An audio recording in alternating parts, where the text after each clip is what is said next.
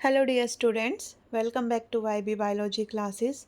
आज की क्लास में हम शुरुआत करने वाले हैं पैरासिटिक प्रोटोजोन से रिलेटेड। ये जो आईजीयू की जो बीएससी फर्स्ट ईयर है मेडिकल, उसका जो जूलॉजी फर्स्ट का पेपर है उसमें पैरासिटिक प्रोटोजोन हेडिंग है। और बाकी जिन्हें भी एंटामीबा से रिलेटेड पढ़ना है उनके लिए ये वीडियो काफ़ी सूटेबल होने वाली है। इसमें सबसे पहले हम एंटामीबा की जो डिफरेंट स्पीसीज़ है, जैसे कि एंटामीबा हिस्टोलिटिका है, एंटामीबा जिंजीवैलिस, एंटामीबा कोलाई, एंटामीबा हर्टमानी, उन इन चारों के बारे में हम डिस्कस करेंगे। तो एंटामीबा का कंप्लीट डिस्क्रिप्शन मिलेगा आपको विद नोट्स। जो एंटामीबा हिस्टोलिटिका है, ये थोड़ी सी इसका जो कंटेंट है वो थोड़ा सा बड़ा है, तो इसकी हम एक अलग से वीडियो बनाएंगे। बाकी जितनी भी इसकी बची हुई तीनों स्पीसीज़ हैं उनकी हम अलग से वीडियो अपलोड करेंगे। तो चलिए स्टार्ट करते हैं विद एंटामीबा हिस्टोलिटिका। तो सबसे पहले हम शुरुआत करते हैं एंटामीबा हिस्टोलिटिका के हैबिटेट से कि ये रहता कहाँ पे है। तो ये एक एंडोपैरासिटिक प्रोटोजोन है। एंडोपैरासिटिक प्रोटोजोन मतलब भाई एंटामीबा हिस्टोलिटिका प्रोटोजोआ तो है ही, लेकिन एंडोपैरासिटिक, एंडो मतलब अंदर रहता है बॉडी के, पैरासिटिक है तो पैरासिटिक मोड से रिलेटेड होगा, कोई डिजीज़ कॉज करेगा। और कहाँ पे रहेगा, देखो जहाँ हमारी जो स्मॉल इंटेस्टाइन और लार्ज इंटेस्टाइन, जहाँ पे हमारी जो स्मॉल इंटेस्टाइन है वो ख़त्म हो रही है, लार्ज इंटेस्टाइन है उसकी शुरुआत है, यानी कि lower part of small intestine and upper part of large intestine में ये रहेगा, वहाँ पर ये ड्वेल करेगा, रहेगा, इसकी जगह है वहाँ पर रहने की। तो upper part of large intestine की, जहाँ पे लार्ज इंटेस्टाइन की शुरुआत हुई है, और lower part of small intestine जहाँ पर स्मॉल इंटेस्टाइन ख़त्म हुई है। ये और कहाँ कहाँ फैल सकता है इंटेस्टाइन के अलावा, लीवर में, लंग्स में, ब्रेन में और गोनेड्स में, कि ये गोनेड्स में भी फैल सकता है। और इसके अलावा ये brain, lungs, liver, gonads, spleen, इनके अंदर भी ये फैल सकता है। और ये मिलता कहाँ पे, इंटेस्टाइन के ल्यूमन में नहीं रहेगा, इंटेस्टाइन की जो म्यूकोसा एंड सब म्यूकोसा है वहाँ पे ये रहेगा। म्यूकोसा एंड सब म्यूकोसा ऑफ इंटेस्टाइन के अंदर इन्वेड करेगा by the help of cytolysin proteolytic enzyme. Cosmopolitan in distribution, mean कि वर्ल्ड वाइड डिस्ट्रीब्यूशन मिलेगा, पूरी दुनिया में सब जगह मिलता है। और लगभग पूरे वर्ल्ड की 10% पॉपुलेशन को ये एक टाइम पे अफेक्ट किए हुए। अब भी अगर हम नोट करें एंटामीबा हिस्टोलिटिका को, तो पूरे वर्ल्ड की जितनी पॉपुलेशन है उसके 10% को ये अफेक्ट करता है। दूसरे प्राइमेट में भी ये रिपोर्टेड है कि दूसरे प्राइमेट में भी देखा गया है कि एंटामीबा हिस्टोलिटिका है वो डिजीज़ कोज करता है। अब वो दूसरे प्राइमेट कौन कौन है ह्यूमन के अलावा, गोरिल्ला, चिंपैंजी, कि गोरिल्ला के अंदर भी ये एंटामीबा हिस्टोलिटिका रह सकता है। चिंपैंजी, ओरंगुटन, गिब्बन, बैबून, मंकी, इनके अंदर भी ये मिलता है। मॉर्फोलॉजी की अगर हम बात करें तो ये डाइमॉर्फिक है, डाई मीनी टू, दो फॉर्म इसकी प्रेजेंट है, ये डाइमॉर्फिक है। ट्रोफोजोइट फॉर्म और प्रीसिस्टिक फॉर्म। ट्रोफोजोइट फॉर्म को और क्या नाम देते हैं, मैग्ना फॉर्म। प्रीसिस्टिक फॉर्म को और क्या बोलते हैं, माइन्यूटा फॉर्म। तो ये जो डायग्राम है वो किसका है, ट्रोफोजोइट फॉर्म का। इसके अंदर अगर हम देखें तो आउटर प्लाज्मा लीमा प्रेजेंट होगी, बीच में ये न्यूक्लियस विद न्यूक्लियोलस प्रेजेंट है, ये फूड वैक्यूल्स प्रेजेंट हैं, ये फूड वैक्यूल हैं। जो साइटोप्लाज्म है वो दो में डिवाइडेड है, बाहर का एक्टोप्लाज्म, अंदर का एंडोप्लाज्म। ये फीड करता है बैक्टीरिया के ऊपर, इंटेस्टाइनल सेल के ऊपर, आरबीसी के ऊपर। तो इनके फूड वैक्यूल में और साइटोप्लाज्म में ये आरबीसी, बैक्टीरिया जो सेल्स हैं वो हमें देखने को मिल सकती हैं। देन प्रीसिस्टिक या माइन्यूटा फॉर्म की बात करें तो इसका जो शेप है वो समवोट स्फेरिकल शेप है, ट्रोफोजोइट है वो समवोट अमीबोइड शेप का है। ये जो प्रीसिस्टिक या माइन्यूटा फॉर्म है इसका भी साइटोप्लाज्म दो, बाहर का एक्टोप्लाज्म, अंदर का एंडोप्लाज्म में डिवाइडेड मिलेगा। बीच में न्यूक्लियस है विद न्यूक्लियोलस, ये ग्लाइकोजन ग्रेन्यूल्स हैं, मतलब कि रिजर्व करके रखेंगे फूड को। रिजर्व फूड स्टोरेज ग्रेन्यूल है ये, और बाहर प्लाज्मा लीमा प्रेजेंट है। जो ये माइन्यूटा फॉर्म है वो अंडर वो जाता है एनसिस्टेशन, मतलब इसमें क्या होगा कि जब एक होस्ट से दूसरे होस्ट के अंदर ट्रांसमिशन होना है, कि जब एक होस्ट से दूसरे होस्ट के अंदर जाना है, तो उस टाइम पे ये अपने चारों ओर एक सिस्ट की वॉल को लगा लेगा। उस प्रोसेस को क्या बोलते हैं कि अपने चारों ओर जो सिस्ट की वॉल है उसको कवर करने की प्रोसेस को क्या बोलते हैं हम? एनसिस्टेशन। इसका जो साइज़ है वो स्मॉल साइज़ का है, 12 से 15 माइक्रोमीटर इन डायमीटर में मिलेगा।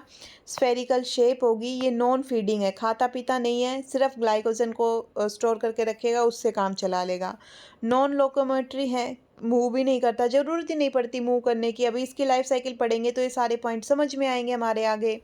नॉन पैथोजेनिक है, किसी तरीके की कोई भी डिजीज़ कॉज नहीं करेगा। इंटेस्टाइनल ल्यूमन में मिलता है, म्यूकोसा सब म्यूकोसा नहीं, ल्यूमन में मिलेगा। ल्यूमन में रहने का भी रीज़न है क्योंकि अब इसे क्या करना है कि बॉडी से बाहर निकलना है। इसके अंदर किसी तरीके का कोई भी वैक्यूल प्रेजेंट नहीं होता। ट्रोफोजोइट फॉर्म की अगर हम बात करें तो ट्रोफोजोइट फॉर्म काफ़ी एक्टिव है, मोटाइल है, फीडिंग है और पैथोजेनिक फॉर्म है, डिजीज़ कॉजिंग फॉर्म है ट्रोफोजोइट फॉर्म।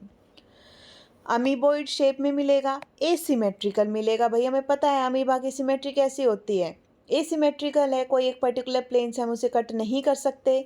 लार्ज साइज़ का मिलेगा, 20 से 30 माइक्रोमीटर इन डायमीटर मिलेगा। स्लाइटली ग्रेइश कलर का, थोड़े से ग्रे कलर का मिलता है। ये नेक्ड है, इसके ऊपर कोई टेस्ट या शेल प्रेजेंट नहीं होता, सिर्फ बाहर की ओर एक पतली सी transparent semi permeable plasmalemma इसे कवर करके रखेगी। जो साइटोप्लाज्म है वो दो पार्ट में डिवाइडेड है, ectoplasm as well as endoplasm. जो एक्टोप्लाज्म है वो बाहर की साइड में प्रेजेंट है, डेंस होगा, उसके अंदर कोई भी ग्रेन्यूल्स प्रेजेंट नहीं होते, हाईली प्रेजेंट होता है। एंडोप्लाज्म ग्रेन्युलर है, फ्लूडी पार्ट है और इसके अंदर फूड वैक्यूल प्रेजेंट होते हैं, न्यूक्लियस प्रेजेंट होता है एंडोप्लाज्म के अंदर। लोकोमोशन की अगर हम बात करें तो हमने स्ट्रक्चर में देख लिया था कि सूडोपोडियम प्रेजेंट है, और किस टाइप का सूडोपोडियम प्रेजेंट है? Monopodial lobopodium type of pseudopodium is present which is responsible for crawling type of locomotion. जैसे कि गार्डन स्लग है वो ऐसे रेंग रेंग के चलता है ना, उसी तरीके से क्रॉलिंग टाइप का जो लोकोमोशन है वो सूडोपोडिया की हेल्प से होगा, इसलिए हम इसे क्या बोलते हैं? Limax type of locomotion. जिसको ये गार्डन स्लग किसी ने नहीं देखा तो वो एक बार गूगल पे सर्च कर ले गार्डन स्लग लोकोमोशन, तो जो रिगलिंग मूवमेंट है उसकी, क्राउलिंग मूवमेंट है, कैसे रेंग के चलता है, वो आपको समझ में आएगी। न्यूक्लियस बात करें तो सिंगल न्यूक्लियस मिलता है, थिन न्यूक्लियर मेम्ब्रेन मिलेगी, न्यूक्लियोलस सेंटर में मिलेगा न्यूक्लियस के। फीडिंग कैसी है इसकी?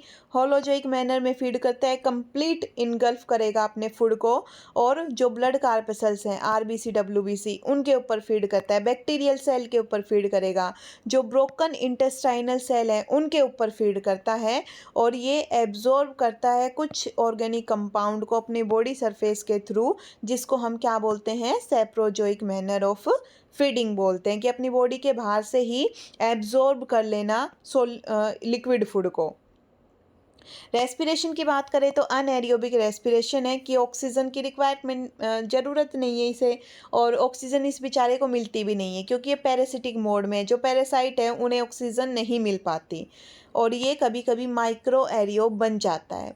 रिप्रोडक्शन की बात करें तो एसेक्सुअल रिप्रोडक्शन होगा, सिर्फ कोई सेक्सुअल रिप्रोडक्शन का चांस नहीं है, सिर्फ एसेक्सुअल रिप्रोडक्शन होगा, वो भी only through binary fission. Binary fission के अलावा कोई दूसरा मोड भी नहीं है एसेक्सुअल रिप्रोडक्शन का। कोई कॉन्ट्रेक्टाइल वैक्यूल नहीं होता क्योंकि ये कहाँ रहते हैं? आइसोटोनिक एनवायरनमेंट में रहते हैं।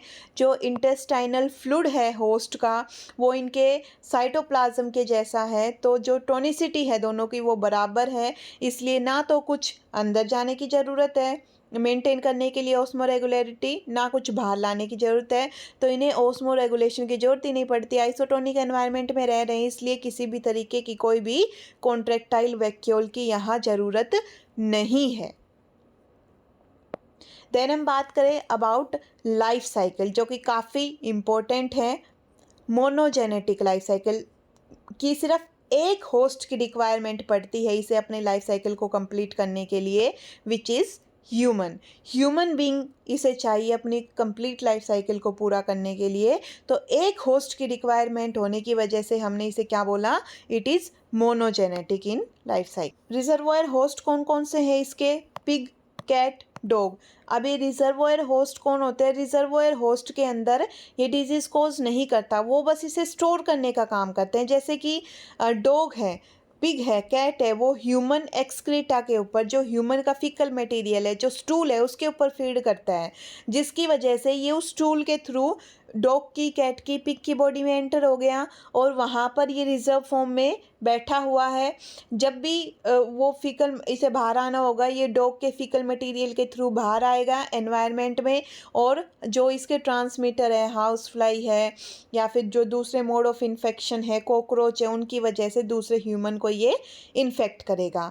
जो इसकी लाइफ साइकिल है उसमें कौन कौन सी स्टेज आती है, मेनली 4 हम स्टेज की बात करते हैं। एंसिस्टेशन मतलब कि सिस्ट वॉल की कवरिंग का आना, फिर ह्यूमन को इन्फेक्शन होना, फिर ह्यूमन के अंदर जाके सिस्ट वॉल का रिमूवल होना, और ह्यूमन की बॉडी के अंदर जो सब म्यूकोसा है उसके अंदर मेटासिस्ट की डेवलपमेंट होना। तो इसकी शुरुआत हम करते हैं मैग्ना फॉर्म से। ये इसकी मैग्ना फॉर्म है, अभी हमने बनाई थी। उसके अंदर बाइनरी फिजन होगा। बाइनरी फिजन के बाद क्या होगा कि जो बाइनरी फिजन होने की वजह से जो 2 डॉटर सेल बनेंगी वो प्रीसिस्टिक फॉर्म में बनेंगी। उनका छोटा सा, वो नॉन फीडिंग होंगी, समवॉट स्फेरिकल शेप की होंगी, छोटा साइज होगा। फिर फर्दर जो प्रीसिस्टिक फॉर्म है, ये वाला जो सारा स्टेप है वो चलता है म्यूकोसा एंड सब म्यूकोसा ऑफ इंटेस्टाइन में। प्रीसिस्टिक फॉर्म बनने के बाद ये मूव करती है ल्यूमन में, कि जो हमारी इंटेस्टाइन है उसकी जो म्यूकोसा सब म्यूकोसा है, उसकी जो ये लेयर है, सेल्स हैं, वहाँ से ये मूव करके जो कैविटी है उसके अंदर आ जाएगा। कब, जब ये प्रीसिस्टिक फॉर्म में प्रेजेंट है। फिर जो प्रीसिस्टिक फॉर्म है उस वहाँ तब होगा वहाँ पे एनसिस्टमेंट मतलब सिस्ट वॉल की कवरिंग की जाएगी। ये जो भारी भरकम, ये अच्छी बड़ी जो कवरिंग है सिस्ट वॉल की, ये सिस्ट वॉल, इसके ऊपर एक इसे कवर पहनाया जाएगा जिसे हम सिस्ट वॉल बोलते हैं, जो कि इसकी प्रोटेक्शन करता है। कब, जब ये एक होस्ट से दूसरे होस्ट में ट्रांसमिट होगा। ये माइन्यूटा फॉर्म है, माइन्यूटा फॉर्म है। इसके अंदर न्यूक्लियस प्रेजेंट है, क्रोमेटिड बॉडीज प्रेजेंट है, यूनिन्यूक्लिएटेड कंडीशन है, मतलब कि जो न्यूक्लियस है वो किस कंडीशन में है, वो यूनिन्यूक्लिएटेड कंडीशन में है। अभी सिर्फ इसके पास एक ही न्यूक्लियस प्रेजेंट है और ये इस फॉर्म में एक्सक्रीट आउट होगा बाहर की ओर। ये फीकस मटेरियल के साथ बाहर बॉडी से निकल के आएगा यूनिन्यूक्लिएटेड सिस्ट की फॉर्म में। ग्लाइकोजन ग्रैन्यूल इसके अंदर रिजर्व फूड मटेरियल है।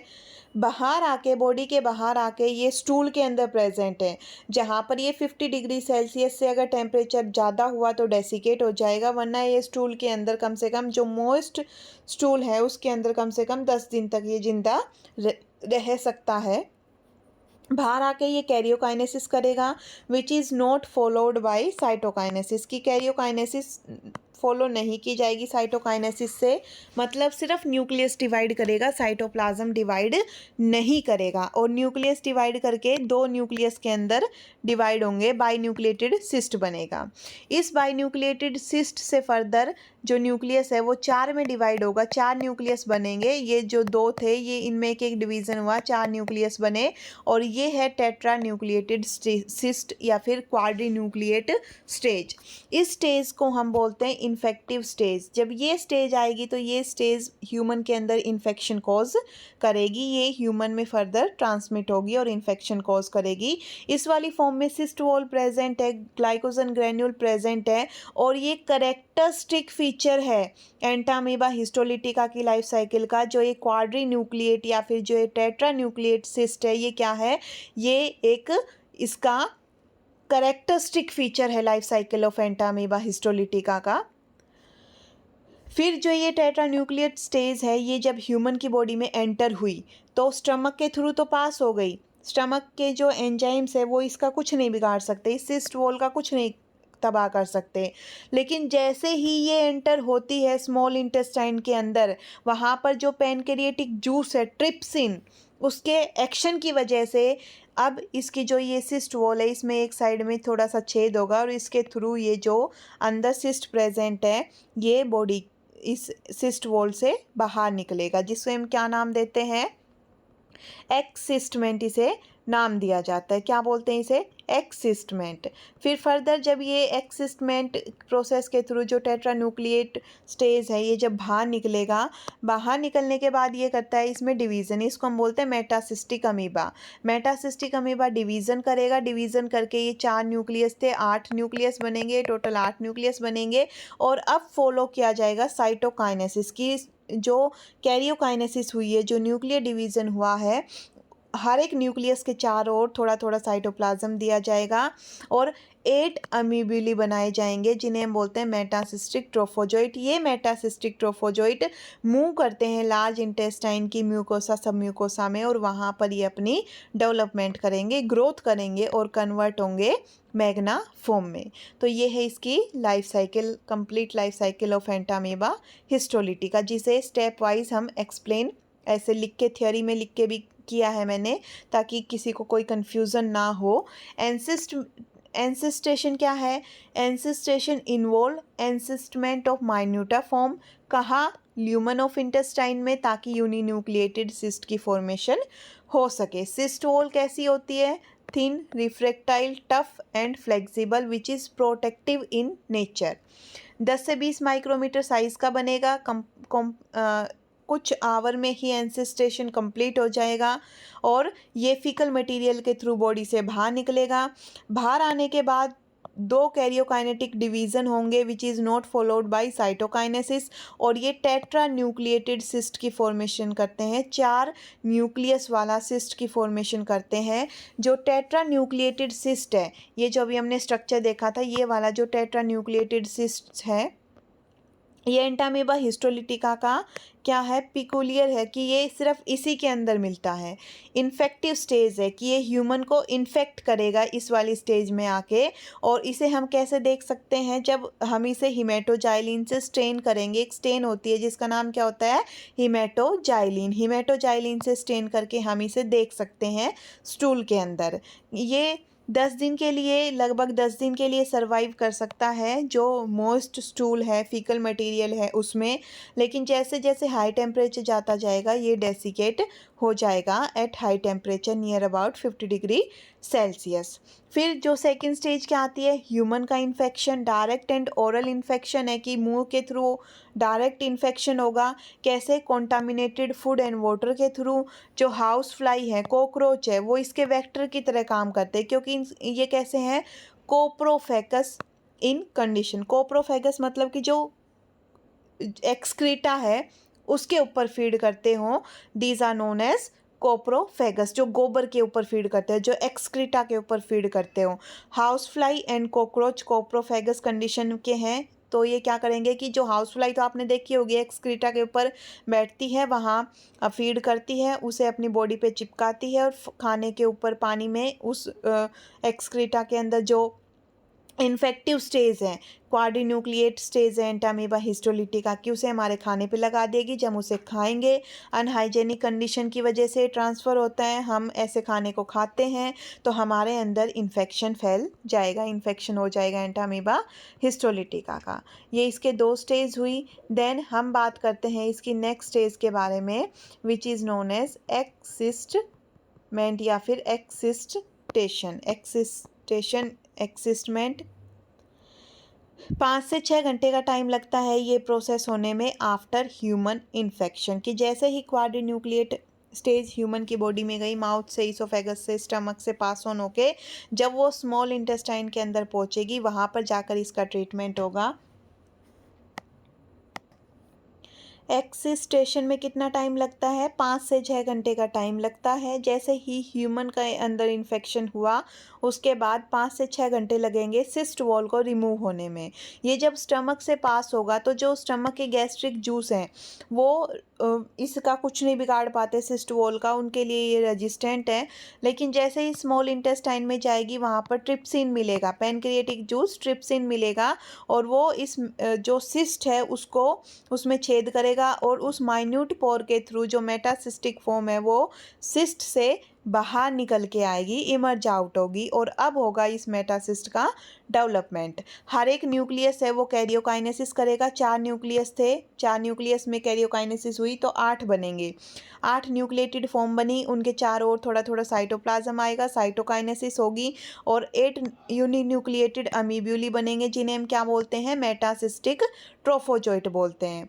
जो ये मेटासिस्टिक ट्रोफोजोइट है वो लार्ज इंटेस्टाइन में पास किए जाएंगे और लार्ज इंटेस्टाइन में जाने के बाद ये साइटोलाइसिन को सिक्रेट आउट करेंगे और सिक्रेट आउट करने की वजह से साइटोलाइसिन क्या है, प्रोटियोलिटिक एंजाइम की तरह काम करता है और साइटोलाइसिन क्या करेगा, जो इंटेस्टाइनल वॉल है म्यूकोसा एंड सब म्यूकोसा के अंदर इन्वेड करेगा और ट्रोफोजोइट वहाँ जाके मैच्योर होगा, मैग्ना फॉर्म में कन्वर्ट होगा। Then we comes to pathogenicity. Pathogenicity mean इसके अंदर हम ये देखते हैं कि पैथोजेनिसिटी में क्या क्या चीज़ें इंक्लूड होती हैं। ये इंक्लूड करता है कि कौन सी डिजीज़ हुई है, उसके क्या क्या सिम्टम्स हैं, उसके जो सिम्टम्स हैं उससे मतलब कि कौन कौन से ऑर्गन अफेक्ट हुए हैं, वो सारी चीज़ें हम इसके अंदर देखते हैं कि कहाँ कहाँ तक चीज़ें फैलती हैं। तो पैथोजेनिसिटी में ये कोज करता है अमीबियासिस को, अमीबियासिस या फिर हम बोल दें अमीबोइक डिसेंट्री या फिर एंटेरियासिस। किसकी वजह से, साइटोलाइसिन के सीक्रेशन की वजह से, कि जब ये साइटोलाइसिन एक प्रोटियोलिटिक एंजाइम है उसे सीक्रेट आउट करेगा, उसकी वजह से जो म्यूकोसा और सब म्यूकोसा ऑफ इंटेस्टाइन है उसके अंदर डैमेज होगा और डैमेज होने की वजह से एब्सेसिस मतलब कैविटीज़ विद पस की फॉर्मेशन होंगी, अल्सरेशन होगा, अल्सर की फॉर्मेशन होगी, पूरे कोलोन के ऊपर अल्सर बन जाएंगे और इट इज़ फॉलोड बाय कि ये सब तो होगा लेकिन इसके साथ में डायरिया होगा, स्टूल के अंदर ब्लड दिखेगा, म्यूकस दिखेगा और जो ब्लड का नेचर है, जो उसका पीएच है वो एसिडिक नेचर का हो जाएगा। पेशेंट है उसे एब्डोमिनल पेन, पेट में थोड़ा सा दर्द फील होगा, बाउल इरेगुलरिटी की कभी बाउल ज़्यादा आ रहा है कभी कम आ रहा है, मतलब कि कभी लूज मोशन हो रहे हैं, कभी कॉन्स्टिपेशन हो रहा है, हेडेक होगा, नोजिया होगा एंड नर्वसनेस, ये इसके सिम्टम्स हैं। कभी कभी ब्लड सर्कुलेशन में एंटर करके एंटामीबा हिस्टोलिटिका लीवर में, गोनेड्स में, ब्रेन में, लंग्स में, स्प्लीन में यहाँ तक पहुँच जाता है। जब लीवर में पहुँचेगा तो वहाँ पर ये अमीबोइक हिपेटाइटिस कोज करेगा, वहाँ जाके जो लीवर सेल है उन्हें डैमेज करेगा और फीवर होगा, इसकी वजह से जो WBC का काउंट है वो बढ़ जाता है।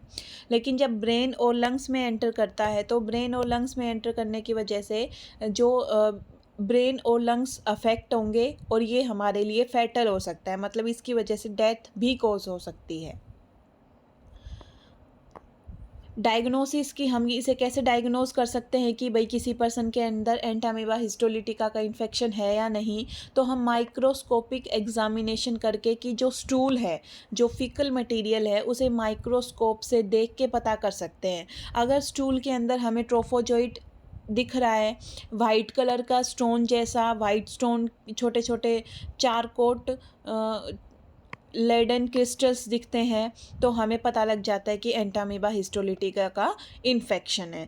प्रोफाइलेक्सिस या फिर प्रिवेंशन, हम कैसे इससे बच सकते हैं, कैसे इसे प्रिवेंट कर सकते हैं कि हम इससे कैसे बचें।